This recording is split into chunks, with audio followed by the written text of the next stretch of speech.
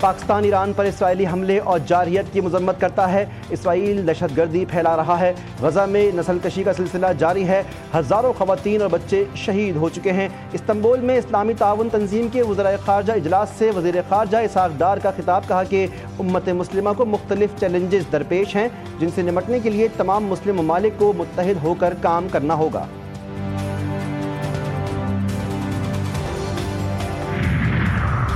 OIC وزرائے خارجہ کے اجلاس کے موقع پر نائب وزیر اعظم اسحاق ڈار اور فیلڈ مارشل عاصم منیر کی ترک صدر سے ملاقات۔ پاک ترک قیادت کی ایران پر اسرائیلی حملوں کی شدید مذمت، ایران کی خود مختاری اور دفاع کے حق کی حمایت کا اعادہ، کشیدگی کم کرنے کی سفارتی کوششیں جاری رکھنے پر اتفاق، عالمی برادری سے فوری جنگ بندی کا مطالبہ کیا گیا۔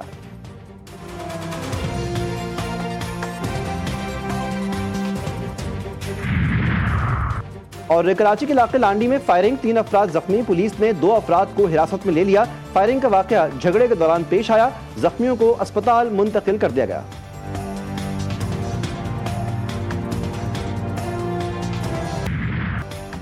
اسرائیل کے ایران پر حملے، خرم آباد میں بمباری، اصفہان میں ایٹمی مرکز پر حملے کا دعویٰ، ایک جوہری سائنسدان اور اسلامی پاسداران انقلاب کے 5 اہلکار شہید۔ ایرانی میڈیا کے مطابق تازہ حملوں میں 8 افراد شہید، شہداء کی مجموعی تعداد 430 ہو گئی۔ ایرانی وزارت صحت کے مطابق اسرائیل نے 3 اسپتالوں کو نشانہ بنایا، پیرامیڈکس اور ایک بچے کی بھی جان گئی، 6 ایمبولینسز کو نقصان پہنچا۔ ایرانی ڈرون حملوں سے ایک عمارت کو بھی نقصان پہنچا۔ پولیس نے مغربی تہران کے علاقے میں الیکٹرانک بم ناکارہ بنا دیا۔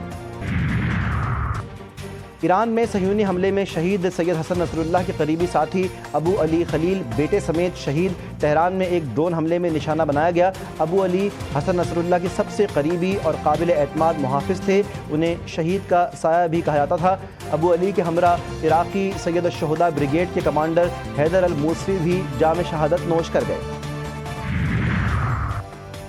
ایران میں گرفتار اسرائیلی ایجنٹوں کا اپنے جرائم کا اعتراف، جاسوس نے کہا کہ چھت پر جا کر طیارہ شکن توپوں کی تصویریں کھینچتا تھا اور انہیں آگے بھیجتا تھا۔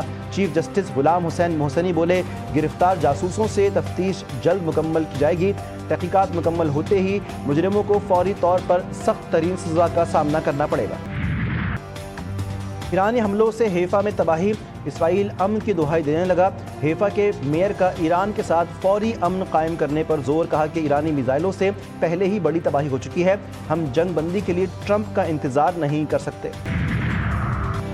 روس کے ایران کے جوہری پروگرام کی حمایت، صدر پیوٹن نے کہا کہ ایران کو سویلین جوہری پروگرام کا حق حاصل ہے، 2 ٹوک موقف اختیار کیا۔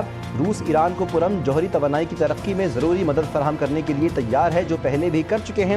سابق امریکن صدر بل کلنٹن بولے، نتن یاہو اقتدار بچانے کے لیے ایران سے جنگ چاہتے تھے، ایران پر حملوں کی مخالفت کرتا ہوں، صدر ٹرمپ جنگ روکنے کی کوشش میں کامیاب ہو جائیں گے۔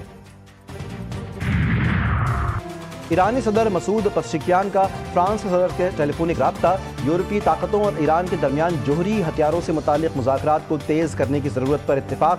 فرانسیسی صدر نے ایکس پر پیغام میں لکھا، انہیں یقین ہے کہ جنگ سے نکلنے اور بڑے خطرات سے بچنے کا راستہ موجود ہے، یورپی شراکت داروں کی قیادت میں ایران کے ساتھ مذاکرات میں تیزی لائیں گے۔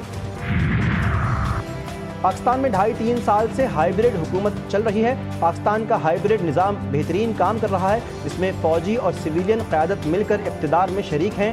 وزیر دفاع خواجہ آصف کی عرب نیوز کو انٹرویو میں کہا، ایک ہائیبرڈ نظام ہے، یہ مثالی جمہوری حکومت نہیں، لیکن یہ انتظام کام کر رہا ہے۔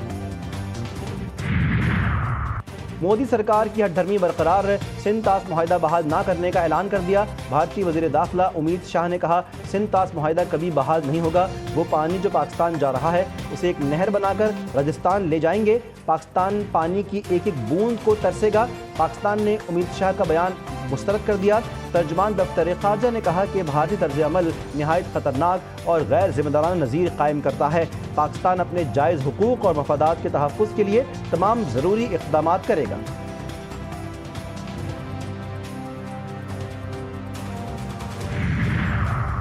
ایوان صدر میں بے نظیر ہنرمند پروگرام کے اجرا کی تقریب، صدر زرداری کی نے کہا کہ بے نظیر ہنرمند پروگرام کے تحت کمپیوٹر، جدید تعلیم اور ہنر سکھائے جائیں گے، ہنر سیکھ کر نوجوان دیار غیر میں ملک کا نام روشن کریں گے۔